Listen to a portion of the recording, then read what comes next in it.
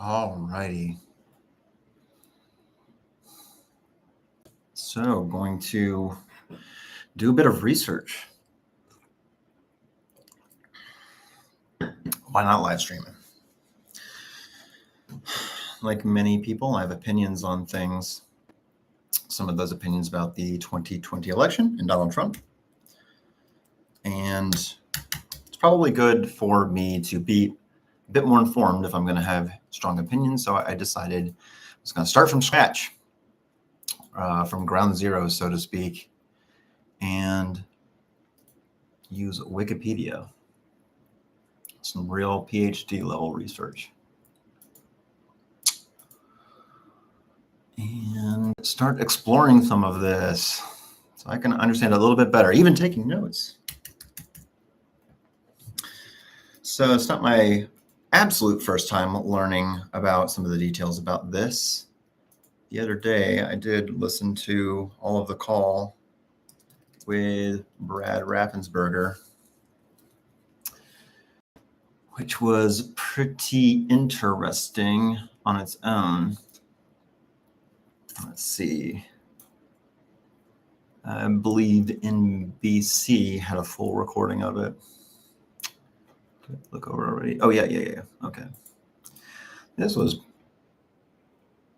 pretty interesting. Highly recommend reading that. Maybe I'll go back and do another stream where I listen back to that. I recorded some of my favorite quotes and some of the stats that Trump was citing throughout that call, but we'll get there in due time. So hopefully Wikipedia will serve us as a decent starting off point, and I can expand from there. All right. Let's make this nice and user-friendly for my aging eyes. After Democrat Joe Biden won the 2020 United States presidential election, Republican nominee and then incumbent President Donald Trump pursued an unprecedented effort to overturn the election with support from his campaign, proxies, political allies, and many of his supporters. These efforts culminated in the January 6th Capitol attack by Trump supporters in an attempted self-coup d'etat, which I had to look up. I didn't know at the time what a self-coup d'etat was, which is a form of coup d'etat in which the nation's head, having come to power through legal means, stays in power through illegal means. So that's what a self-coup d'etat is. Trump and his allies used the big lie propaganda technique, something I know was used a lot by, I was going to say Adolf Hitler. Nobody likes the comparison, but he was the one that started that, or at least, I guess, popularized it, a famous example of using the big lie thing. Or I guess he, expression was first used in Mein Kampf, okay. Used the big lie propaganda technique to promote false claims and conspiracy theories, asserting the election was stolen by means of rigged voting machines, election fraud, and an internal conspiracy. Trump pressed Department of Justice leaders to challenge the results and publicly state the election was corrupt. So I know that he spoke with multiple people. Some of these look like it might be opinion pieces. However, the Attorney General, Director of National Intelligence, and Director of Cybersecurity and Infrastructure Security Agency, as well as some of Trump's campaign staff, dismissed these claims. State and federal judges, election officials, and state governors also determined the claims were baseless. And that is, of course, important information. So let's see here. All we got DOJ. So we have William Barr, the Attorney General at the time, whom I believe was voicing his own concerns before the 2020 election about potential corruption with mail-in ballots. And so for him to dismiss the claims was in and of itself a rather impressive bit of information. Okay, let me start over with these tabs here. Director of National Intelligence, was it John Ratcliffe? Was that his name? John Ratcliffe. John Ratcliffe, Director of National Intelligence. And Director of Cybersecurity and Infrastructure Security Agency. I believe this gentleman, Chris Krebs, I believe the quote was something like, the 2020 election was the most secure election in American history, something like that, I believe was his quote, which was also pretty strong statement to say. I think that's putting it mildly. Let's put Director Cybersecurity. I should just put CISA, Cybersecurity and Infrastructure Security Agency. Okay, I can remember that. Director of National Intelligence. Okay, I'll have to look into each of their respective statements here.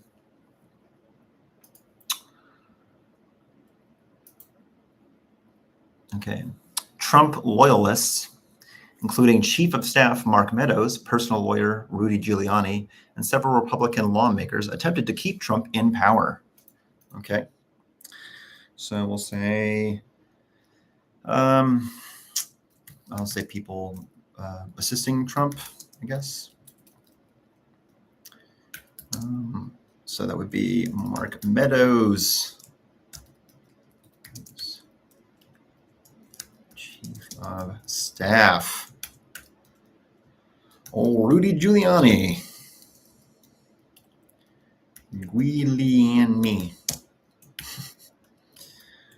Personal lawyer. So Republican lawmakers attempted to keep Trump in power. At the state level, they targeted legislatures with the intent of changing the results or delaying electoral vote certification at the Capitol. Nationally, they promoted the idea Vice President Mike Pence could refuse to certify the results on January 6, 2021. Hundreds of elected Republicans, including members of Congress and governors, refused to acknowledge Biden's victory. Ooh, I should set a timer. All right, here we go. I'll spend an hour. An hour seems like a decent enough time for today. Okay, so nationally, they promoted the idea that Vice President Mike Pence could refuse to certify the results on January 6, 2021. Hundreds of elected Republicans, including members of Congress and governors, refused to acknowledge Biden's victory, though a growing number acknowledged it over time. I was looking into this the other day a little bit. I don't know what the percentage is. I must be curious to know that. What the percentage of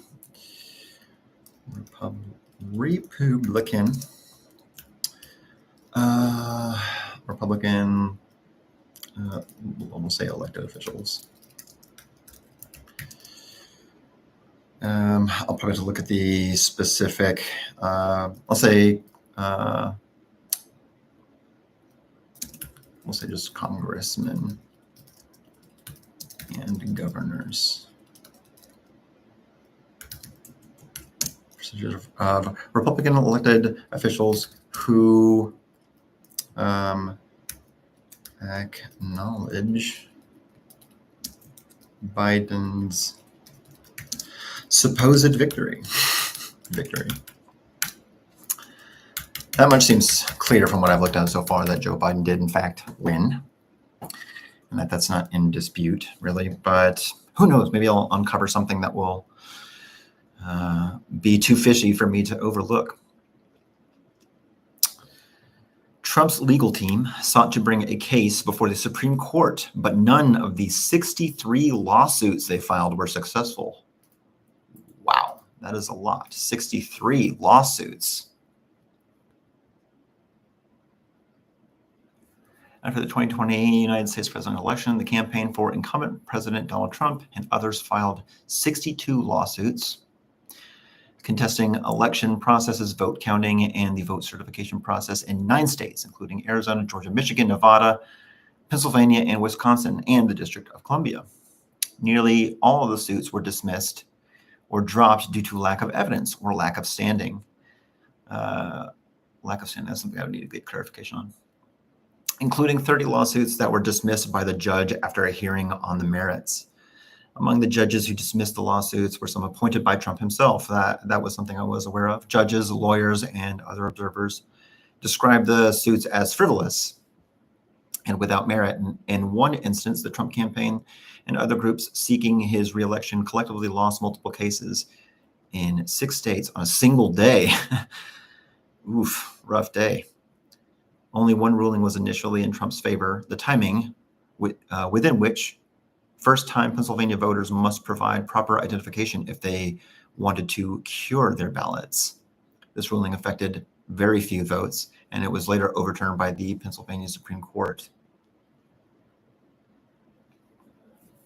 Okay, that's a whole other thing in and of itself to dive into. I'll save that a little bit later. See, important notes so far. Counsel from DOJ. That's an important note. You got specific counsel so far from quite a few members of his DOJ, sounds like, saying it wasn't real, that there wasn't evidence to support it. Filed 63 or 62 lawsuits. Not really sure if I understand why one said 63 and one said 62. I'll have to look into that.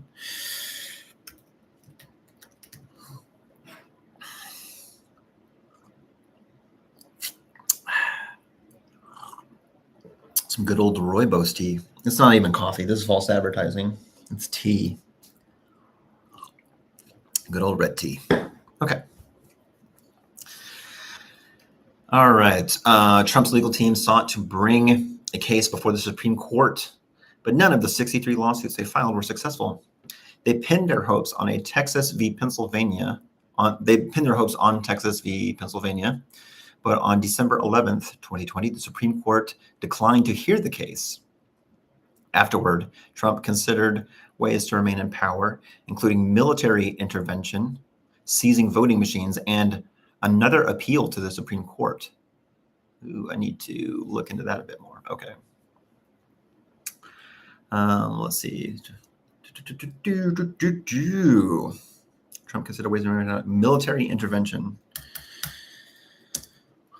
Let's see, ways to stay in power. Military intervention. I want to check on that. Seizing voting machines.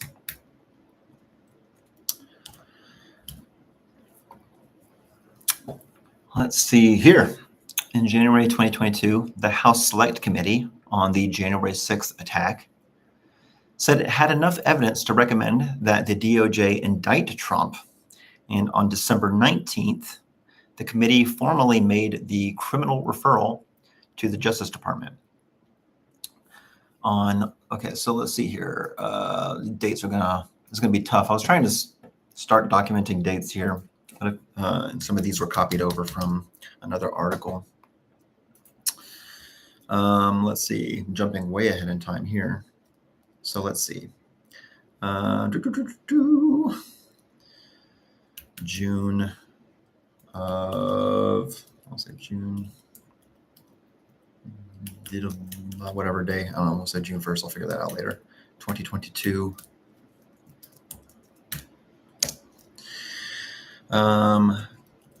House Select Committee on, if I can spell committee, there's too many repetitions of letters in that word. It's not fair. On J6, it's had enough evidence to recommend, claims evidence to indict. And then on December, that's good. That number is 12. December 19th, 2020, presumably. Let's see, the committee formally made, House Committee formally made criminal referral. I'm not sure I understand the distinction between I guess this was just like a public statement or something. And what has to go on legally between June and December for them to officially make the criminal referral, which I guess was something else I'd have to look up into a little bit more to understand how that plays into the eventual indictment, which didn't happen for like another 9 months or so after the criminal referral. So that's something I'd have to get clarification on. Let's see, 8/1/2023. So it's amazing how long processes can take. Okay, Trump indicted. And this was specifically for the conspiracy to defraud.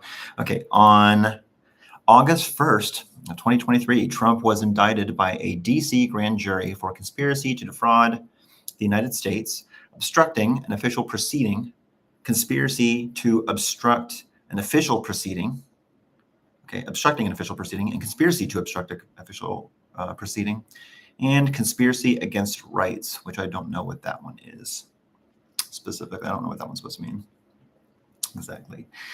He pleaded not guilty to all charges. All right, let me make a note here on charges. So this is for the federal election case, because I believe there's four different cases. Oh, Tim, yo, what's up, dude? I'm just now noticing a chat showing up here. What's up, brother? Okay, so charges. Let's see here. Okay, he was charged with conspiracy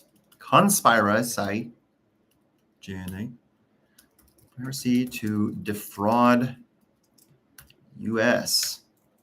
obstructing, if I can spell, obstructing an official proceeding, conspiracy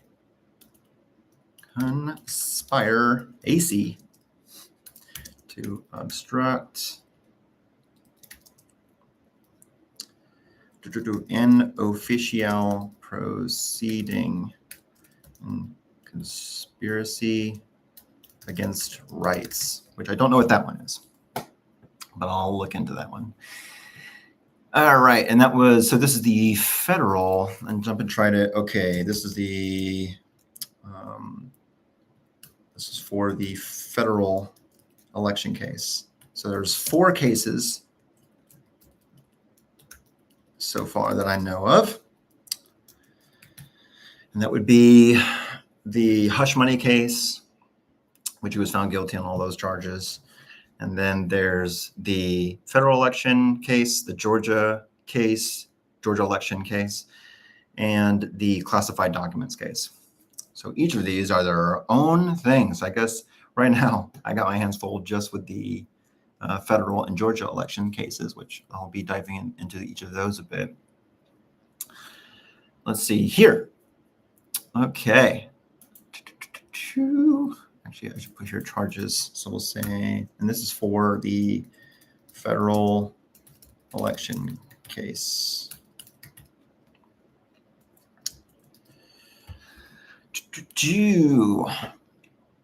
He pleaded not guilty to all charges. On October 14th, Trump and 18 co-defendants were indicted in Fulton County, Georgia, for their efforts to overturn the election results in that state.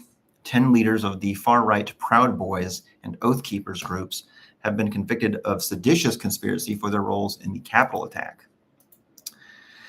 And I've heard these groups plenty of times, but I don't know the distinction exactly between them. They both sound, I guess one of them is all male. I guess that's a Proud Boys. We'll see, Oath Keepers, an American far-right anti-government militia, is a North American all-male far-right neo-fascist militant organization. Well, it sounds like there's going to be a lot of overlap there. Let's see. 18 co-defendants, that's a lot, were indicted in Fulton County, Georgia. So this is for the Georgia case. So this was on August 14th. So just 2 weeks after the federal indictment. There was the Georgia indictment. Okay. Georgia indictment. I'll say federal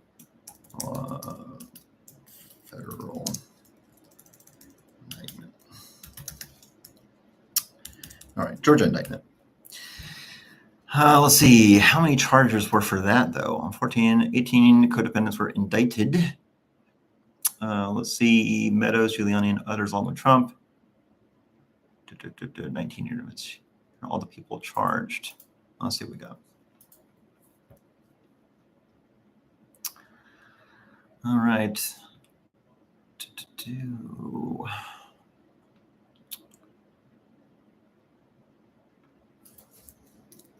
Right now, I just gotta, well, I guess I should have expected that to pull up a lot of results.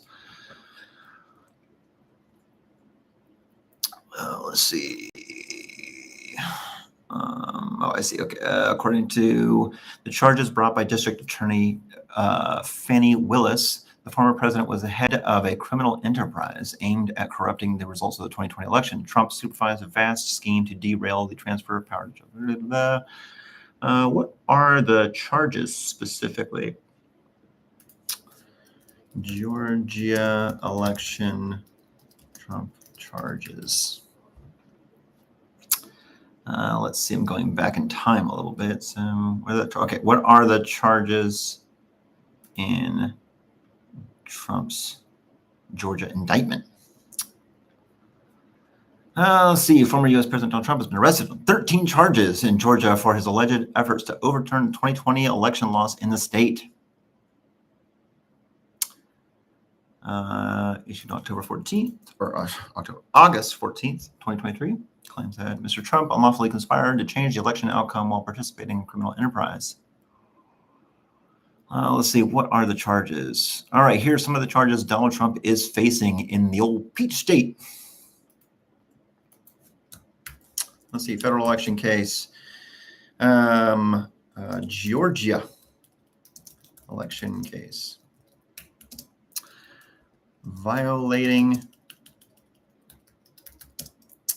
Racketeering Act. I mean, I guess what would the actual violation be?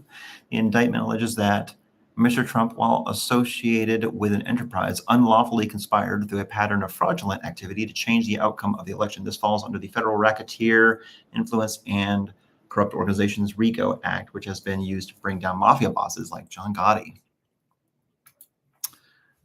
Okay, so let's just say, I'll just use that language for right now. Georgia's Racketeering Act.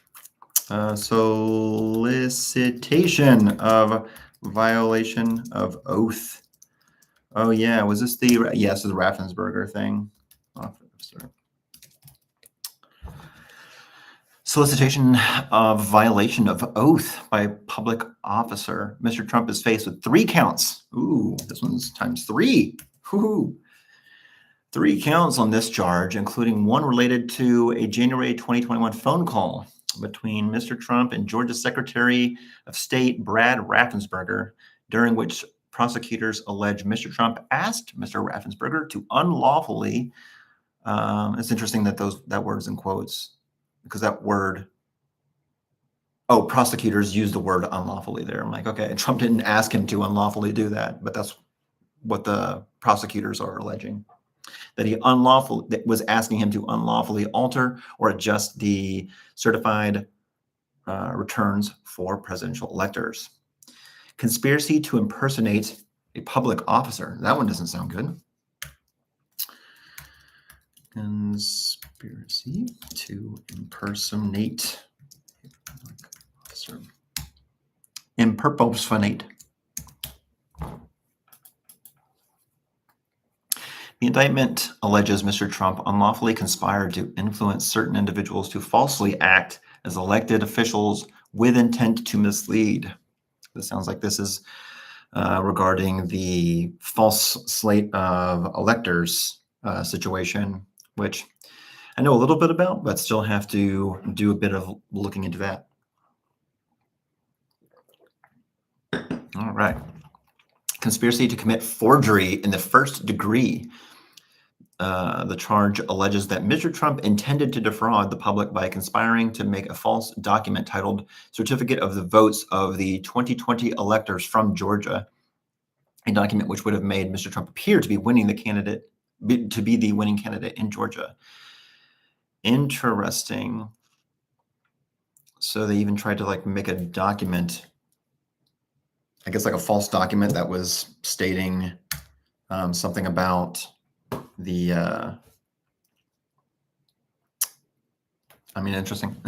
Shows up with like a certificate. I guess that there's an official document that probably shows up that says what the actual votes were for the state. So I guess that this is one of the documents that they were trying to forge. Let's see.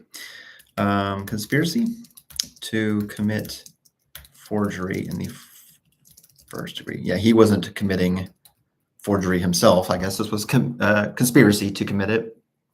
Yeah, he intended to conspired to make false documents, false statements and writings false statements and writings, and filing false documents. The purpose of the false statements of which false statements and writings and filing false documents.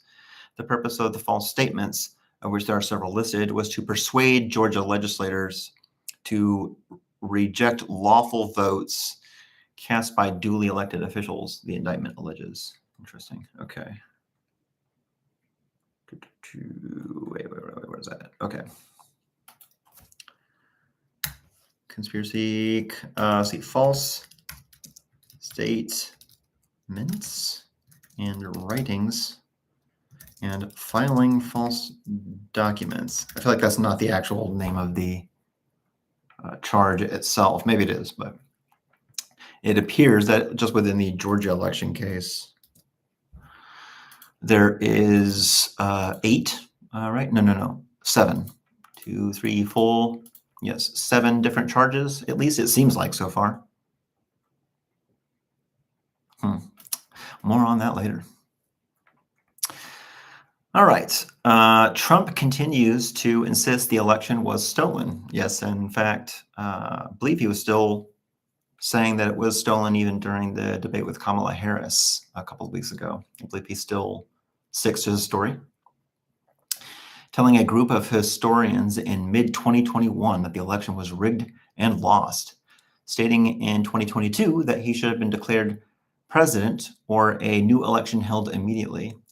As late as 2022, Trump supporters continued their attempts to overturn the election, pushing for state legislature resolutions and new lawsuits, raising concerns among legal experts that public confidence in democracy is being undermined to lay the groundwork for baselessly challenging future elections. Okay, lots of stuff in here to look into. Okay. All right, well, let's see. So far, okay, so we know multiple members of his DOJ so far made claims about this, and this is worth kind of even expanding on a little bit. I think this was the one. Let's see. C33.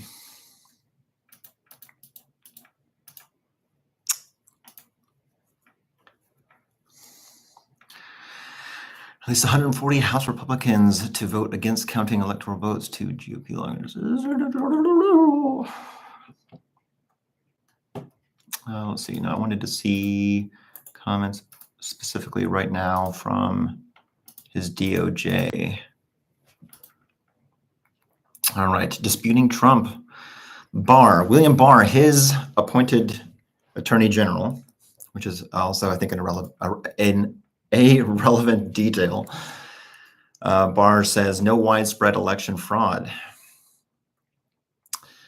Let's see, disputing President Donald Trump's persistent, and of course this was multiple years ago, so fresh news.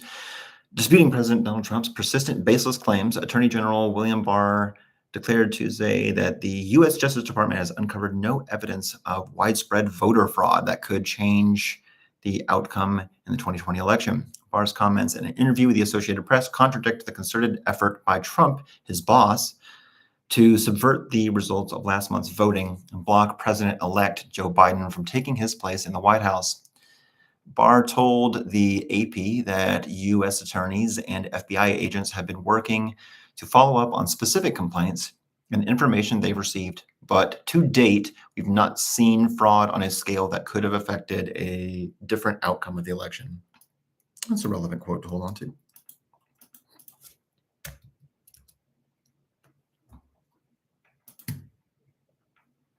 I have to be consistent. Let's go with bullets. Actually, I really should go with dashes because because it's all the different styling on my bullets.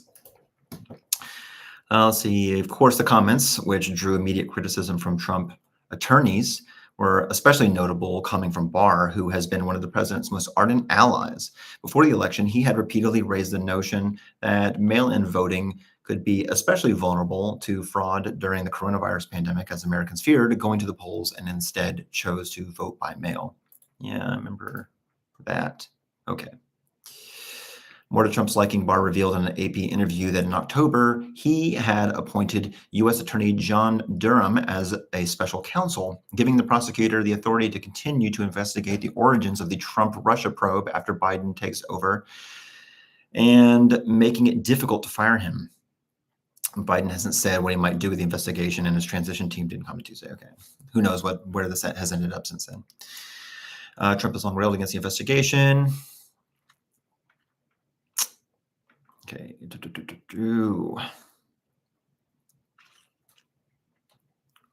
Okay, Trump didn't directly comment on the Attorney General's remarks on the election, but his personal attorney, Rudy Giuliani, and his political campaign issued a scathing statement claiming that, with all due respect to the Attorney General, there hasn't been any semblance of an investigation into the president's complaints. Okay, let's see.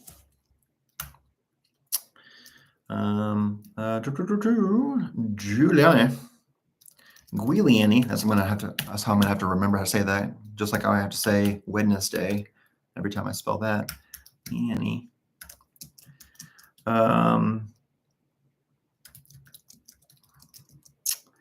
Any semblance. We'll just use that for right now.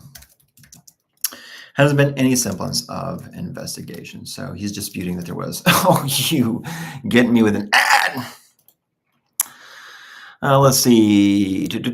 Other administration officials who have come out forcefully against Trump's allegations of voter fraud evidence have been fired, but it's not clear whether Barr might suffer the same fate. He resigned, of course, like days after giving that statement, I believe. He maintains a lofty position with Trump, and despite their differences, the two see eye to eye on quite a lot. Okay. Let's see. Last month, Barr issued a directive to U.S. attorneys across the country, allowing them to pursue any substantial allegations of voting irregularities before the 2020 presidential election was certified, despite no evidence at the time of widespread fraud. Let's see here. Military voters fear they're part of unsupported fraud claim. Okay, we'll see. Wait, which one did I just open up?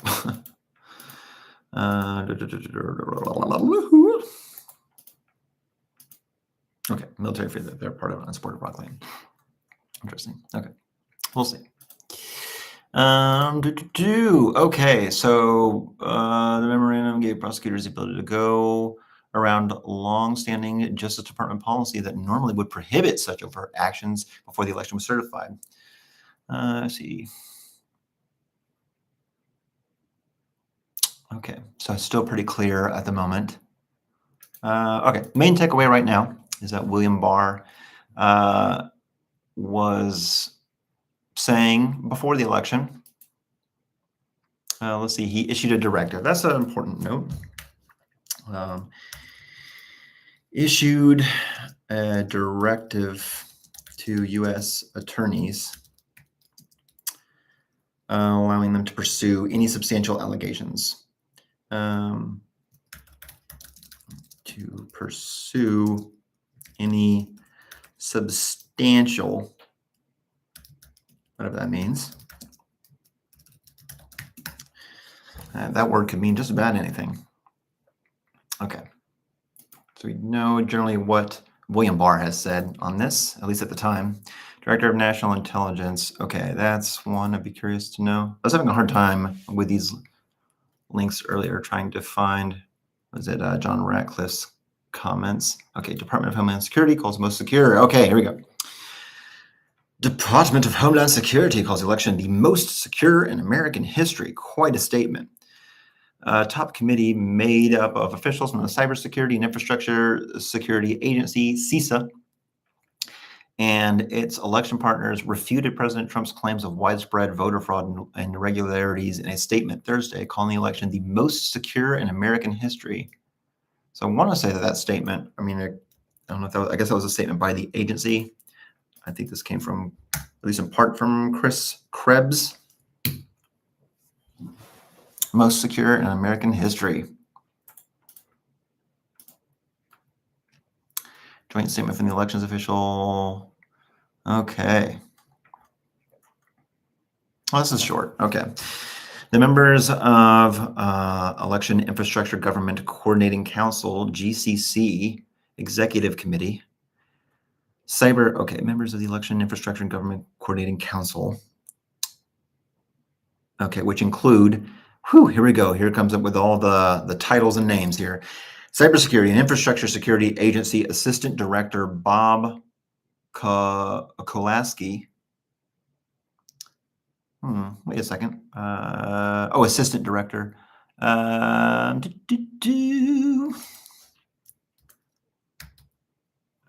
Was it Krebs, right? Wasn't that his name? Krebs. Okay, I guess he wasn't on this one. Let's see here. Okay. The Assistant Director for the Cybersecurity and Infrastructure Security Agency, Bob Kolaski, U.S. Election Assistance Commission Chair, Benjamin Hovland, National Association of Secretaries of State, President Maggie Toulouse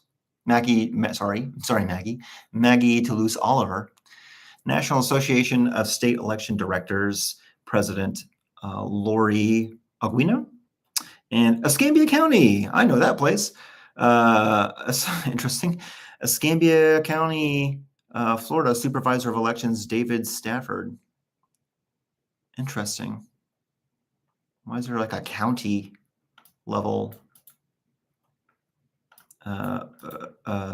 supervisor here? Okay.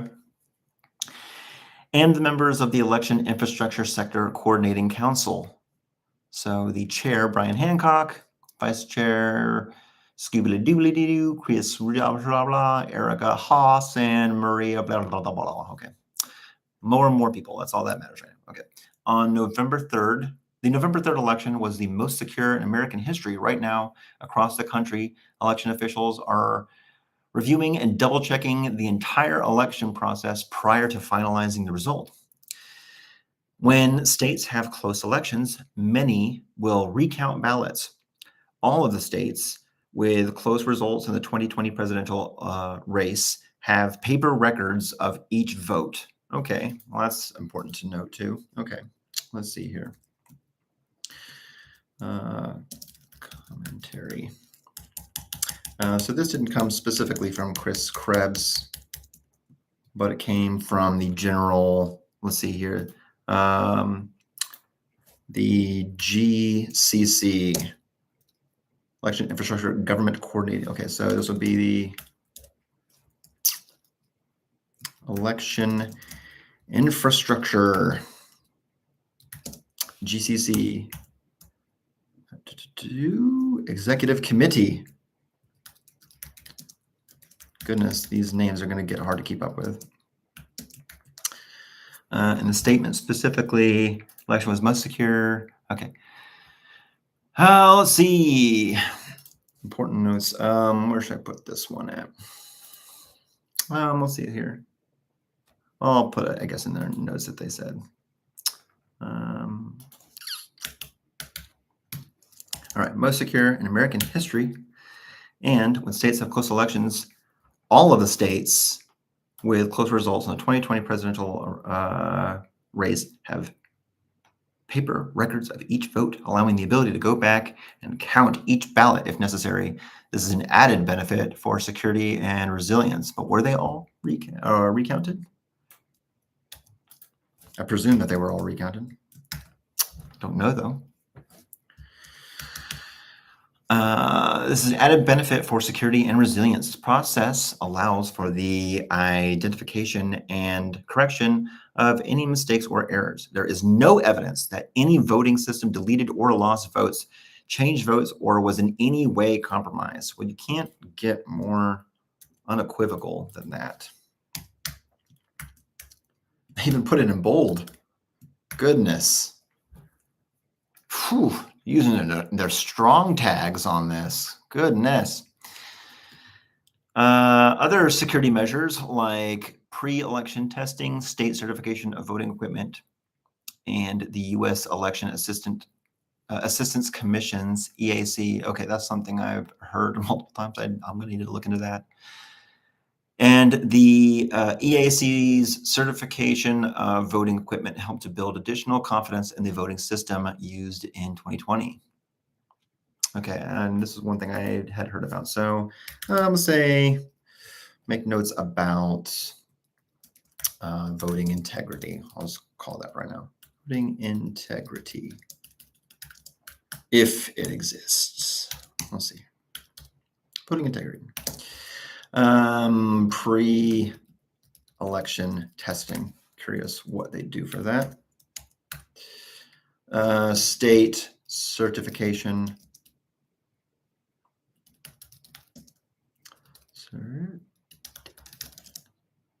Of voting equipment. And the EAC's certification of voting equipment. While we know there are many unfounded claims and opportunities for misinformation about the process of our elections, we can assure you we have the utmost confidence in the security and integrity of our elections, and you should too. When you have questions, turn to elections officials as trusted voices as they administer elections. Okay. Well, that is indeed a rather clear stance there. I want to see specific. Okay, this is what they're talking about here in this article. There's no evidence that has been compromised. Members of the Election Infrastructure Government Coordinating Council, GCC. Yes, they said a statement. Pre-election testing. Okay. Yes, CISA Director Christopher Krebs has told associates he expects to be fired after he angered the White House by debunking election misinformation promoted by Trump online, Reuters reported. The White House also asked Brian Ware, Assistant Director for the cybersecurity at CISA, to hand in his resignation, which he did on Thursday. So, yeah, the director was fired. Makes a statement. I'll probably want to know when that was too. Let's see. Well, this joint statement came out November 12th in 2020. So this was, okay, November 12th, 2020. CISA statement. Okay. Let's secure elections. That is an important time frame. And then I believe this guy Krebs, let's see here. Let me double check on that. he was also appointed by Donald Trump. Let's see, from November 2018 until November 17th. So basically, just 5 days after that statement, Donald Trump fired him for contradicting his claims on election fraud. All right. Statement fired 5 days later. This calendar is going to get, or whatever I'm calling this, is going to get crazy to keep up with really quick. 2020, Trump fires Krebs, director of CISA.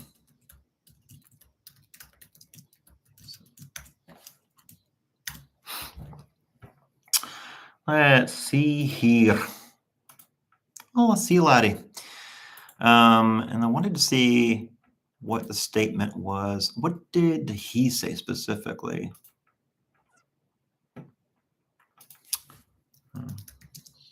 Krebs on 2020 election.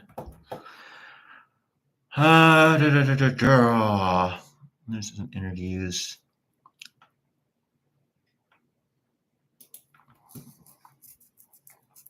Sure, he made quite a bit. Okay. Ooh, interesting. Okay, I'll have to dive into that more later. Okay, and what did John Ratcliffe say, his director of national intelligence? That was something I didn't see. Trump campaign new. Let's see, what's the?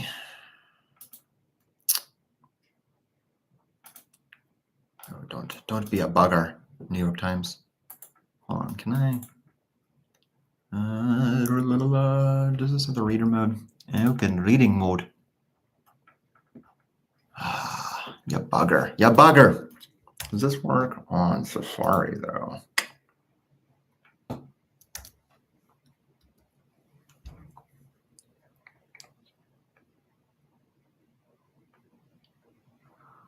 Let's see. Trump lawyers.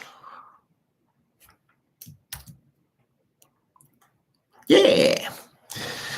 Trump campaign new lawyers voting machines claims were baseless, memo shows. Days before lawyers allied with Donald Trump gave a news conference promoting election conspiracy theories, his campaign had determined that many of those claims were false, court filings revealed. Ooh. Interesting. Okay. See, follow-up committee on the Norris Virtual Capital. I might just sit through and watch all this just to see.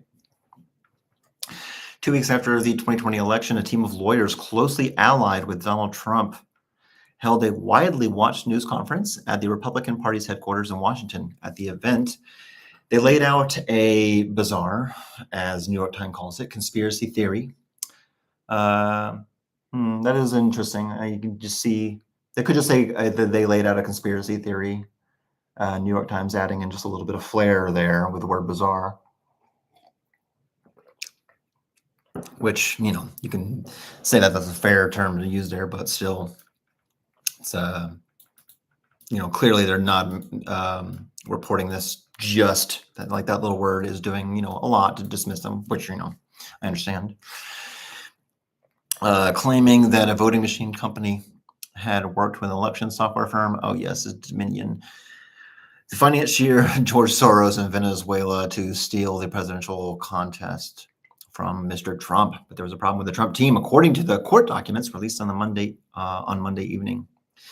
By the time the news conference occurred on November 19th, Mr. Trump's campaign had already prepared an internal memo on many of the outlandish claims about the company Dominion Voting Systems and the separate software company. Let's see. I want to find the specific thing. Okay. Let's see. What did John Ratcliffe say, though? John Ratcliffe statement on 2020 election results. Let's see.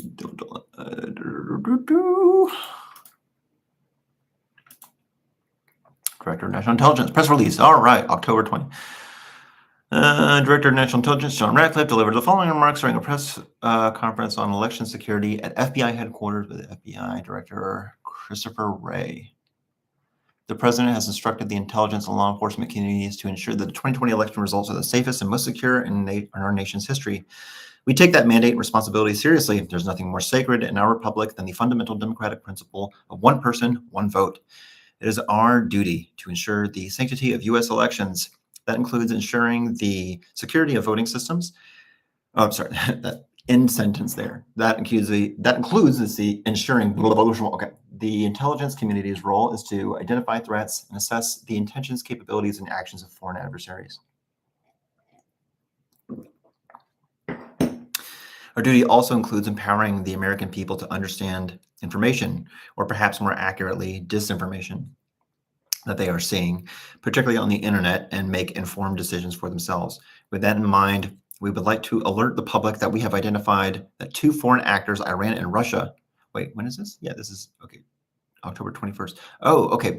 This is like before the, well, I'm an idiot. This is before they even, I want to see, did you, I want to see his, okay, well, actually, this is, wait, hold on, this is interesting.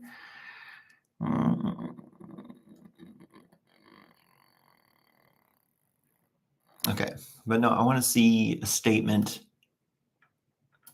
made after the election. Let's see.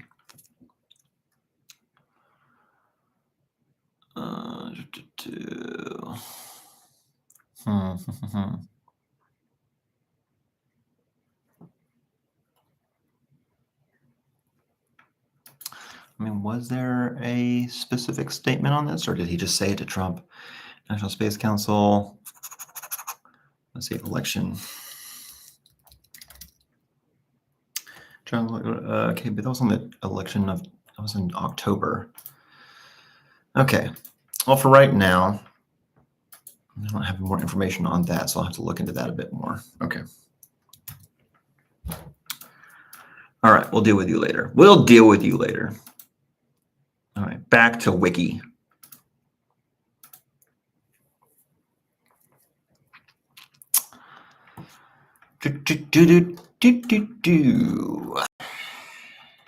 All right, this is a long article. It's going to take a while. Fortunately, all I got is time right now. Okay. Background. Also see Presidential Advisory Commission on Election Integrity, Election Denial Movement in the United States. All right. Background. Trump's 2012 accusations of electoral fraud in the aftermath of the 2012 presidential election, in which incumbent President Barack Obama won re-election against Mitt Romney, Donald Trump tweeted that the Electoral College is a disaster for democracy, that the election was a total sham, and that the United States was not a democracy. Okay. Laying the groundwork, I guess, for his outlook on this. Uncertainty over Trump accepting an electoral loss in 2016. Trump repeatedly suggested, I mean, I guess we're going really far back. Okay, we'll read this a little bit and then go right into 2020. Even though there's clearly a whole article just on that, as I would expect. Trump repeatedly suggested that the election is rigged against him, and in the final debate, he cast doubt on whether he would accept the results of the election should he lose, saying, "I'll keep you in suspense." His comment touched off a media and political uproar in which he was accused of threatening to upend a fundamental pillar of American democracy and raising the prospect that millions of his supporters may not accept the results of November 8th if he loses. Rick Hasen of University of California, Irvine School of Law, an election law expert, described Trump's comments as appalling and unprecedented and feared there could be violence in the streets from his supporters if Trump loses. The next day, Trump said, "Of course, I would accept a clear election result, but I would also reserve my right to contest or file a legal challenge in the case of a questionable result." Sure. He also stated that he would, quote unquote, totally accept the election results if I win. Surprise, surprise. Okay. Uncertainty over Trump accepting an electoral loss in 2020. During the 2020 campaign, Trump indicated in Twitter posts, interviews, and speeches that he might refuse to recognize the outcome of the election if he were defeated. Trump falsely suggested that the election would be rigged against him. What if I don't accept the defeat? So I feel like that's important. So for all 3 elections, really. Let's see.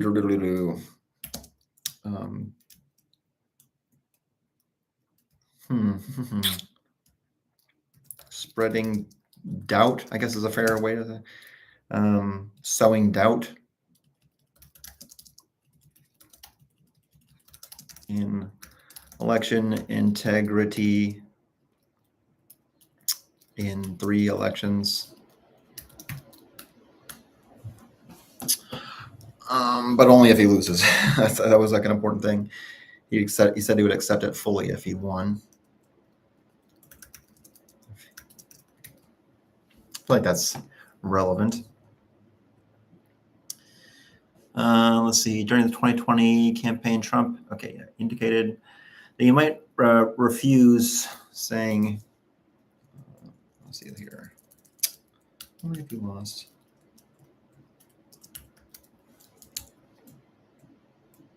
Wait, no, so yeah, only if he lost. Okay. Let's see, and then suggesting, saying that he might refuse ahead of time. He might refuse to recognize outcome. Recognize outcome. I feel like the time frame on that is actually important too. Let's see here. 66. What if Trump won't accept a 2020 defeat? What if? Let's see. There are specific statements that he made. I don't want to be relying on listening to other people here.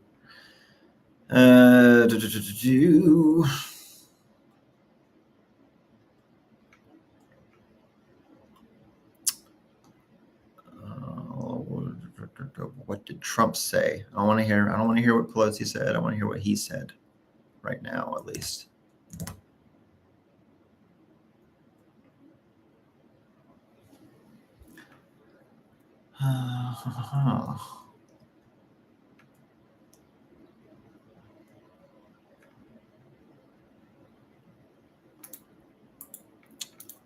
Let's see. Is this an actual tweet? Okay, well, this is the year before. Okay. Okay, well, it's like one of those things where it's like tweet like 5 out of 15 or something like that. News that at the end of 6 years after America has been made great again, I leave the beautiful White House. Do you think that people would demand that I stay longer, keep America great, but these horrible pages? I want to see the specific statement he made. Oh, I see here. Trey Falwell. One time. Big one.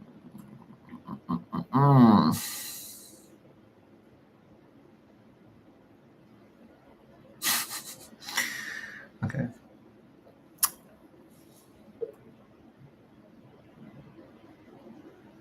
What? In March 2018, Trump praised the ruling Communist Party of China for abolishing presidential term limits. What? I don't even remember that. Then a month later, he publicly pondered why he couldn't be in office for 16 years, an apparent reference to President Franklin Delano Roosevelt, who died during his 4th term.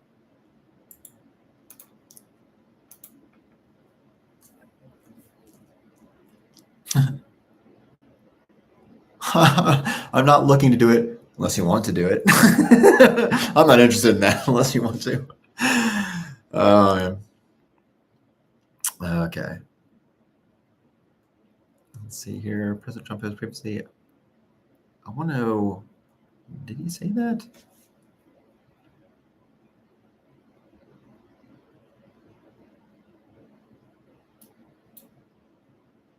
No, did he really say that? Oh my God. He said this about Xi Jinping. He's now president for life. President for life. No, he's great. And look, he was able to do that. I think it's great. Maybe we'll have to give that a shot someday. Did he really say that?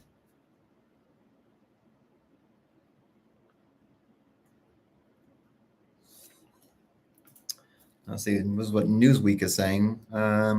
Trump, Xi, president for life. Let's see here. Reuters. What you got for me, Reuters?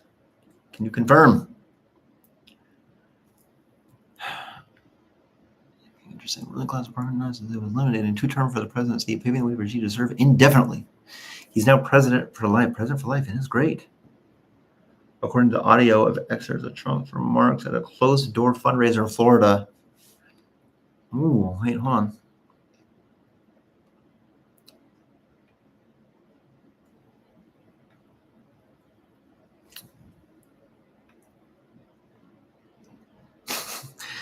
It's not clear if he was making the comment about extending presidential service in jest. You know, this is something I was thinking about earlier.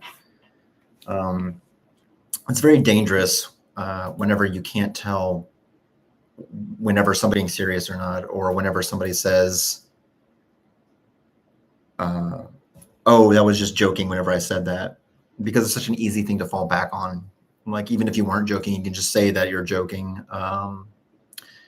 And it gives people a chance to kind of, I think, cherry pick statements, because they can only take the statements that they want to take seriously. And if they don't want to take something seriously, or they want to distance themselves from a claim, they can just say they're joking, or that anyone was joking. It doesn't have to be Trump. But if it's, I mean, yeah, it's not clear to a lot of people, myself included. When you make a statement like that, I don't even want him making that in jest. That's kind of concerning, even to make as a joke. Maybe we'll have to give that a shot someday. That's a rather insane statement. Is there a recording of him saying that? That's what I want to know. Wait, hold on. Go away, Rain Road. Okay. I want to hear this. Oh wait, maybe there's audio of it. Trump. Is there actual audio?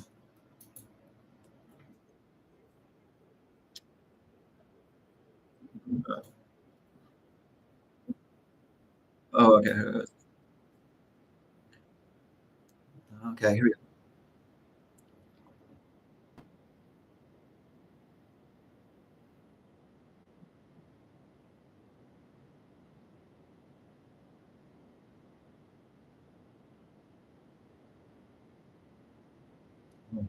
That should be concerning to folks. Why would they be concerned?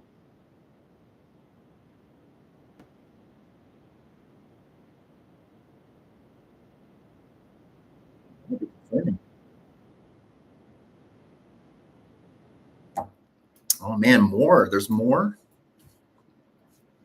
Hold the phone.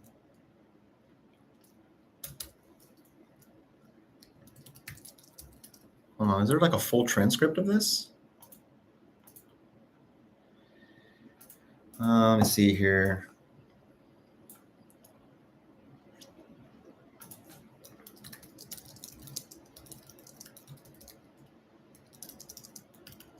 Years. Trump G transcript.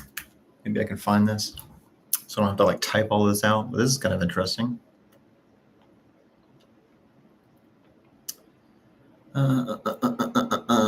Wish I could find a full transcript of this thing.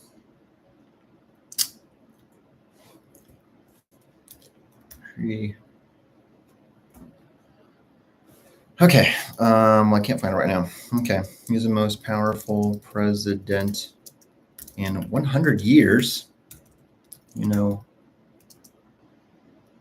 person in 100 years in China.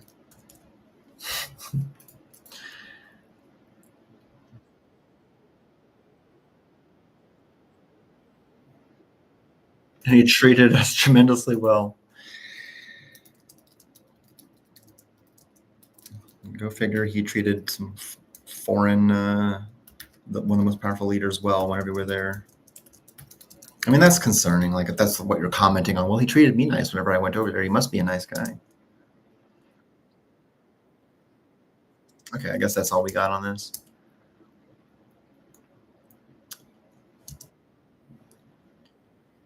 President for life. Okay. President for life. President life. And he's great. And look, he was able to do that. I think it's great. Let me say, maybe we'll have to give that a shot someday. God, that is a pretty insane statement. Maybe we'll have to give that a shot someday.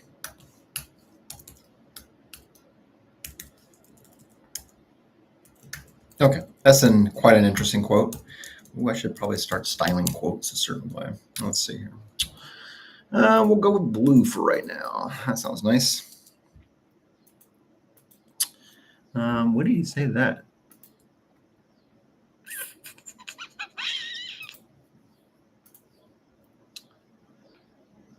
March 2018. That is an interesting remark at the very least.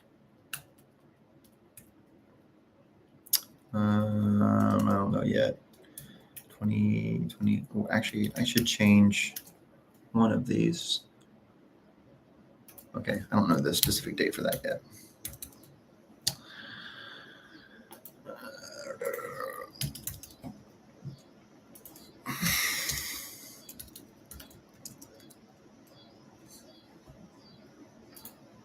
Okay, that's an interesting little rabbit hole there. Okay, well, I wanted to see some. Okay, what if Donald Trump? I wanted to see what specific like Twitter posts. Like, is this just gonna? Oh wow, there's an entire article just on the social media used by Donald Trump. Donald Trump's use of social media attracted attention worldwide since he joined Twitter in May of 2009. Over 12 years, he has tweeted around 57,000 times, including about 8,000 times during the 2016 election campaign and over 25,000 times during his presidency. Whew! Okay. Sounds like it is well documented. Okay. There's just so much to dive into here. Let's see. In July 2020, Trump declined to state whether he would accept the results, telling Fox News anchor Chris Wallace that I have to see, no, I'm not just going to say yes, I'm not going to say no.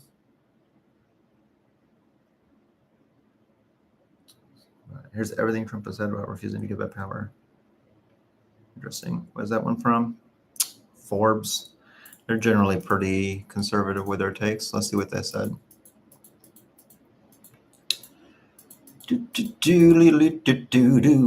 Everything. Here's everything Trump has said about refusing to give up power. Oh my God, all the ads. Okay, hold on. We might even switch to Safari for this one.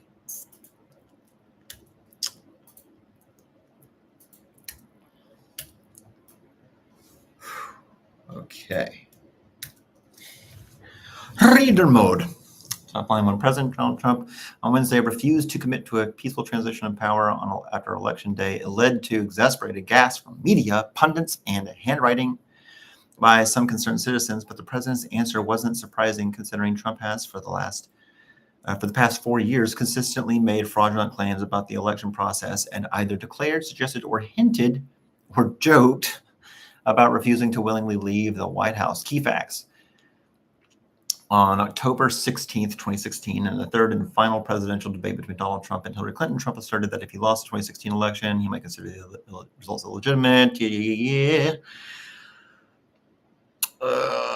I'll keep you in suspense. Yes, I know about all that. In 2016, let's fast forward just a little bit. March 18. Okay, yes. Then we have the statements about him making that about Xi Jinping. Okay. Well, I'll go ahead and read all this article. We'll see what this one says. Okay. See what some of these other statements are, even though I'm going back a bit in time to the election previous to this one even.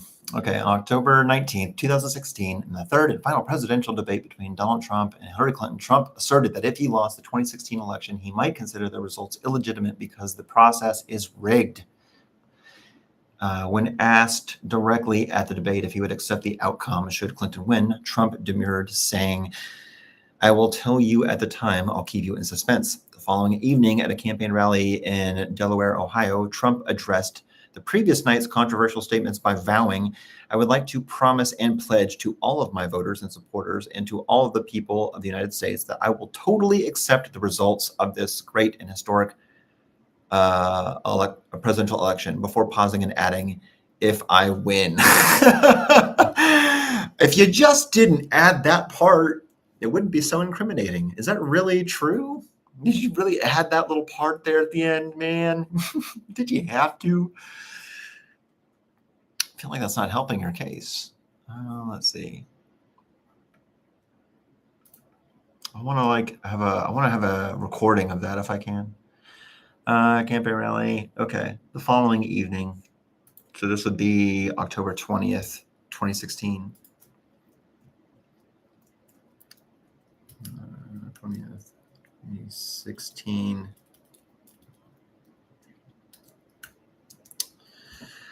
I like to promise, pledge, if I win. That is something else.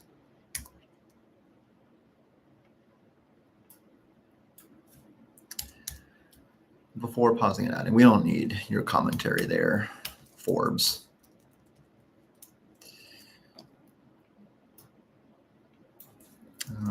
Trump. Okay. Statement by Trump.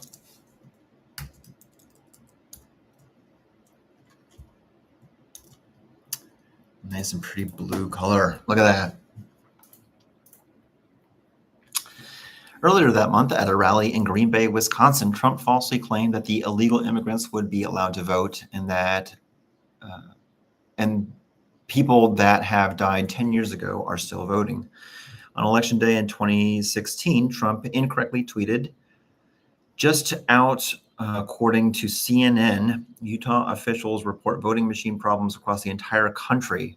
In point of fact, CNN is not reporting that." Jake Tapper said that afternoon, correcting Trump. A county, not the country. Wait, hold on. Okay.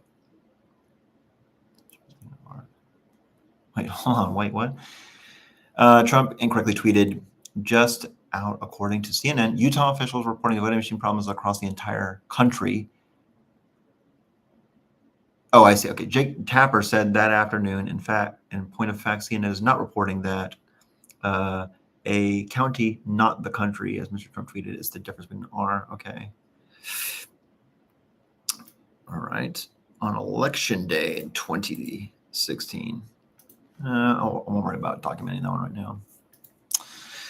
After winning the election in November by securing a total of 304 electoral votes to Clinton's 227, despite losing the popular vote by a margin of 2 million, Trump claimed without evidence that more than 3 million ballots were cast illegally. Wait, despite losing the popular vote, Trump claimed without evidence that more than 3 million votes were cast illegally. And so even whenever he won, he was still claiming that 3 million votes were cast. I guess he just didn't want to claim that he lost the popular vote. I guess that was the only reason to say that at that point if he already won. In May of 2017, Trump created the Presidential Advisory Commission on Election Integrity to review voter fraud, which Trump falsely insisted had cost him the popular vote in 2016. I mean, why would...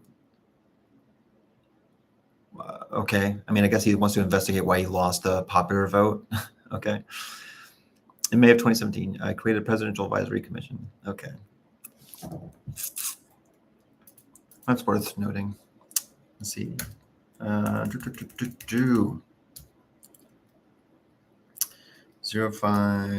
Oh, I don't need the 05 XX 2017. Trump creates Presidential Advisory Commission on Election Integrity.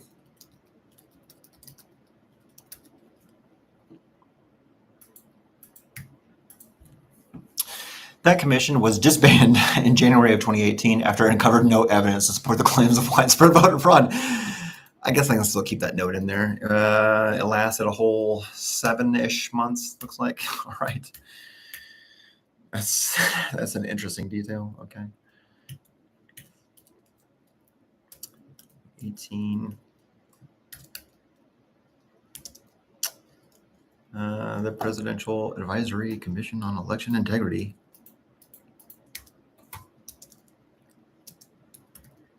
Disbanded after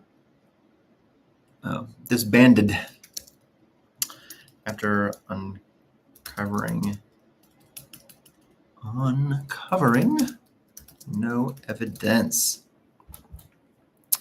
In March of 2018, Trump gave a closed-door speech at Mar-a-Lago. Oh, yes, I already read that. A week later, referencing the criticism he'd received for those comments, he told a group of lawmakers, "The last time I jokingly said that, the paper started saying he's got despotic tendencies. No, I'm not looking to do it unless you want me to do it. That's okay." You can never tell when he's serious, and I don't know. It just seems like it's always a joke until you actually start doing something, and then it's something, and then it's serious. The following month, speaking with Republican members of Congress, Trump boasted about the number of regulations being cut by his administration and said, "We're cutting record numbers of regulations. We've cut more regulations in a year and a quarter than any administration, whether it's 4 years, 8 years, or in one case, 16 years. Should we go back to 16 years? Should we do that, Congressman? Can we do that?" In April of 2019, Trump joked about extending his presidency beyond the constitutional confines of 8 years.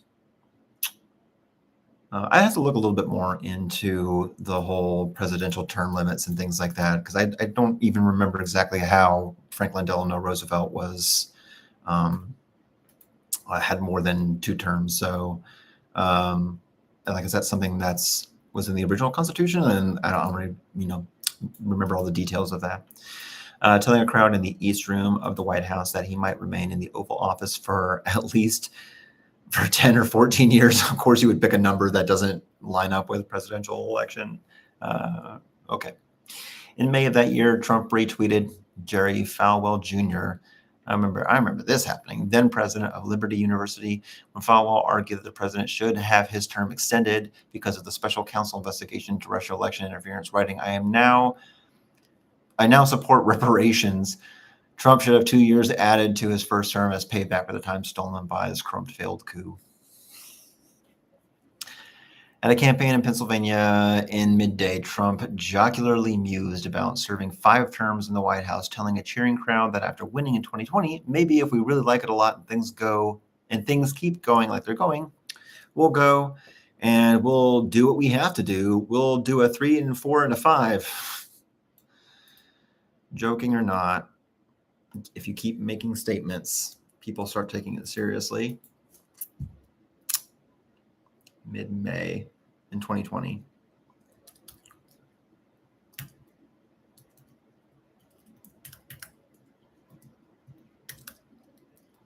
feel like that's an important statement there.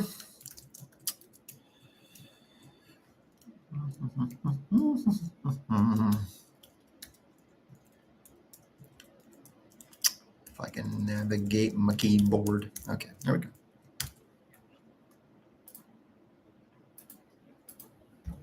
All right, in June, Trump tweeted, at the end of 6 years after America has been made great again and I leave the beautiful White House, do you think the people would demand I stay longer, keep America great? A week later, in an interview with The Hill, Trump again floated the idea of staying in office for more than 2 terms. Well, we have to go through the 6 years or whatever it may be when would I like to get a ride out of some of your compatriots, say go through the 6, 10, 14, maybe 18 years, whatever it may be.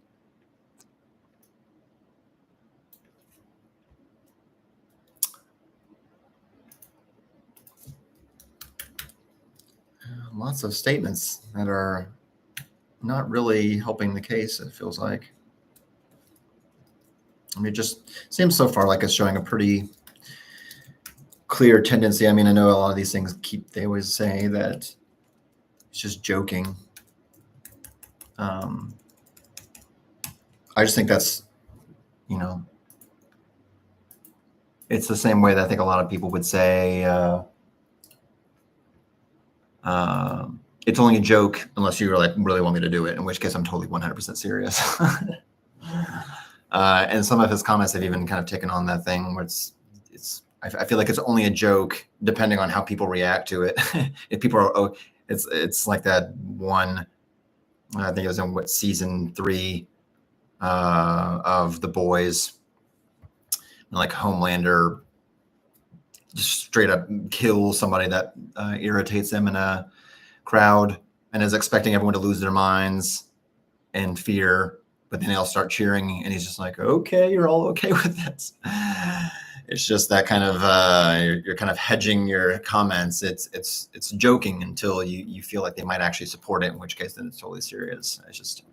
I feel like that's not it's a misleading kind of line to ride in terms of like always playing it off like it could be a joke. Like you shouldn't have to question whether or not the top diplomat of your country is joking about something serious like that. It just feels wildly irresponsible of a leader to kind of talk like that. In July of 2019, the president tweeted a mock cover of Time magazine showing Trump campaign signs for every election this century and beyond. In September, while speaking with FIFA president Gianni Infantino, Trump quipped about extending his term to 2026, the year the FIFA World Cup will take place in North America. When pressed by Fox News' Chris Wallace earlier this summer to give a direct answer, about whether he would accept the 2020 election results regardless of the outcome, President Trump replied, I have to see. Look, I have to see. No, I'm not going to just say yes. I'm not going to say no. And I didn't last time either.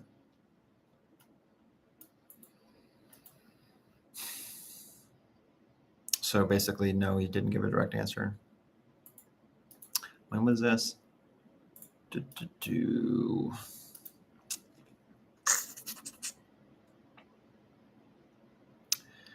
On July 19th.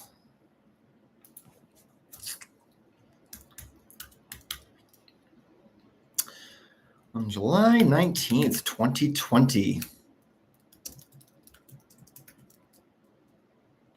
I need to stop typing in quote marks. They're clearly already going to be there whenever I paste them.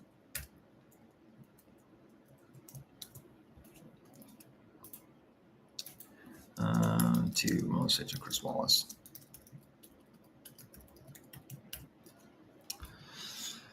Okay. We will return back to that in due time. A week later, Trump suggested delaying the election, tweeting, with universal mail-in voting, not absentee voting, which is good, 2020 will be the most inaccurate and fraudulent election in history. That is quite a claim. That saying that an election will be the most inaccurate and fraudulent election in history, that I could not imagine a more unequivocally just doubtful statement that is meant to sow as much doubt as possible in the election results if he loses, of course, which he did. But it will be the most inaccurate and fraudulent election in history.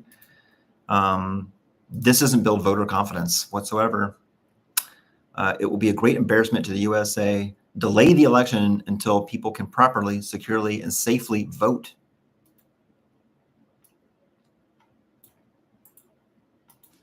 I don't know if he tried to walk that back by saying it has something to do with COVID and insecurities around that with the mail-in ballots and all of that, but that's an important thing to follow up on for later. Let's see, he tweeted this when?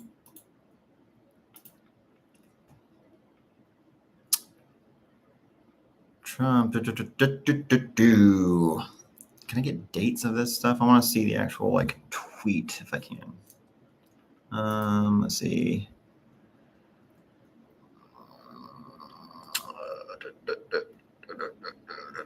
So the idea is actually going to show me the. I don't know. I want to see.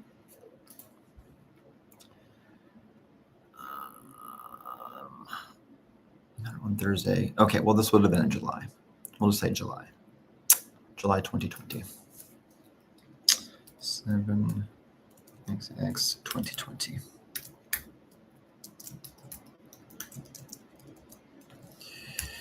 And I remember this one. This one was, I think I remember this quote, or this tweet, rather.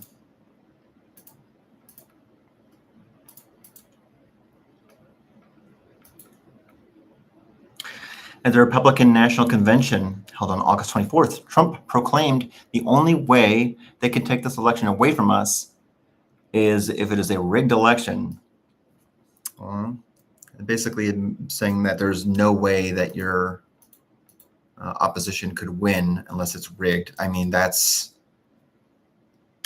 a pretty unfair thing to say, because clearly it is possible to, lose. I mean, just saying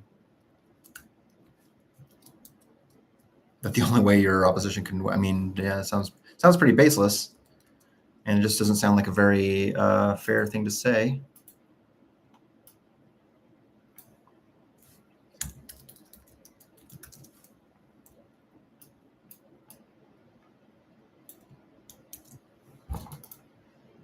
Okay, so many quotes. Last weekend, which would have been a while back, Trump seemingly threatened to attempt to try and ban Biden from serving as president. Wait, what? Threatened to attempt to try and ban Biden from serving as president. You can't have this guy as your president, Trump declared. You can't have, maybe I'll sign an executive order. You cannot have him as your president. I mean, if I'm going to be charitable, I guess that was a joke. Which brings us to Wednesday, when at the White House press briefing, the president declined to commit to a peaceful transition of power after the November election. We're going to have to see what happens, Trump said, before suggesting there would be no power transfer at all. Get rid of the ballots and you'll have get rid of the ballots and you'll have a very peaceful, there won't be a transfer, frankly. There will be a continuation. Goodness. It's just kind of declaring the outcome of an election before it's even happened. It's not a good faith. It doesn't strike me as a very good faith interpretation or stance on something when you're basically declaring, that you've already won. I mean, I know people say like, we're going to win. And they try to like build excitement, but it's another just flat out say like, we're not going to have a peaceful transition to power. There will be no transfer. We're going to stay in office. Like to declare that not in like an inspirational, like, yeah, we're gonna be in the White House, and just basically kind of say it as a statement of actual fact, not as a euphemism. Let's see. So this would have been in was this in August? September. Okay, this would have been in September of 2020. Yep, September 2020. Okay. No, that's 2020. On peaceful transfer of power.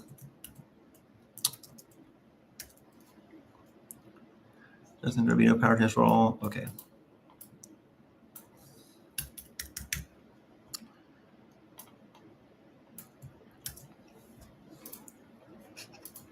All righty.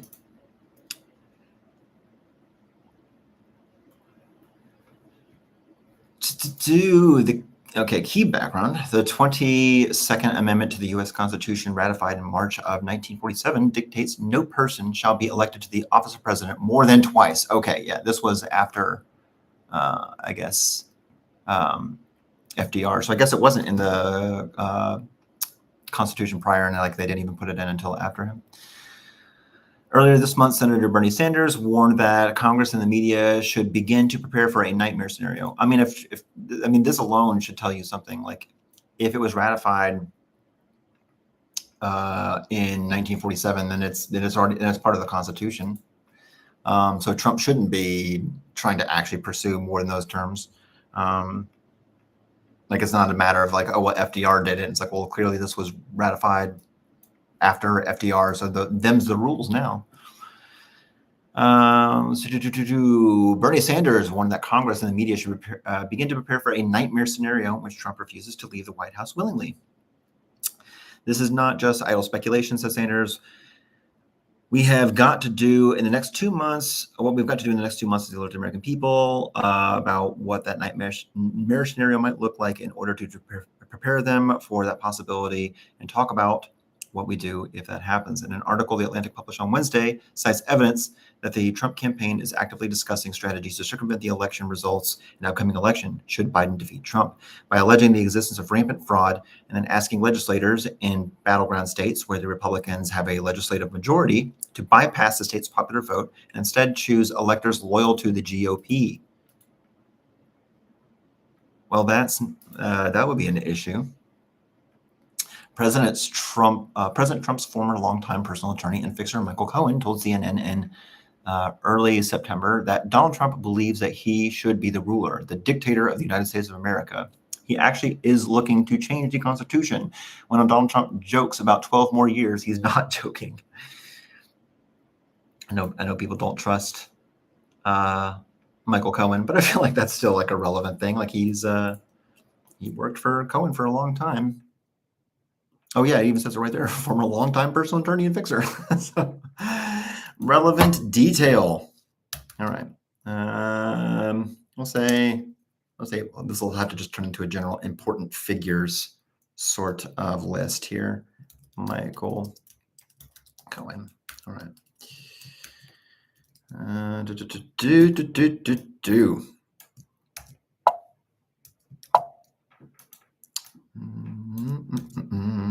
It's going to be blue. All right. That's probably all the time I have time for today. All right, cool. There's so much more to look into regarding the attempts to overturn the 2020 election, but that's all that I should spend for now. So, toodaloo. Till next time.